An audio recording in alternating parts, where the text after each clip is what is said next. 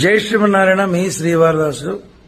ఇంటికి శాంతి, మన మనసుకి శాంతి, అదేవిధంగా ఆయు, ఆరోగ్య, ఐశ్వర్య, అభివృద్ధి అన్నిటి కోసం ప్రతిరోజు కూడా శుచిగా స్నానం ఆచరించి మంచి వస్త్రాలు ధరించి నుదుటన బొట్టు పెట్టుకుని మీ ఇంట్లో దేవతా మందిరం దగ్గర కూర్చుని దీపారాధన చేసుకుని ప్రశాంతంగా కూర్చుని ఓం నమో నారాయణాయ అనే అష్టాక్షరి మంత్రాన్ని వీలున్నన్ని సార్లు చదవండి.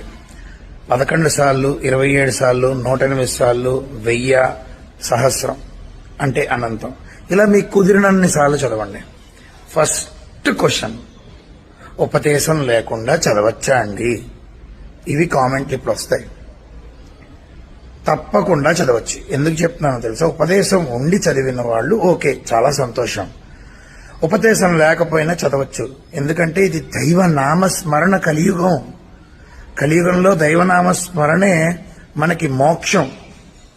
అటువంటిది మనం మహాపాపం ఏం చేయట్లే, మహాపాతకం ఏమీ చేయట్లే. ఓం నమో నారాయణాయ అని చదువుకుంటున్నాం, అందులో తప్పే ఉంది. దానికి ఉపదేశమే ఉంది. దానికి పర్టికులర్ గా ఆచరించి కొన్ని విధానాల ప్రకారం. జై శ్రీమన్నారాయణ. మీ శ్రీవారదాసు.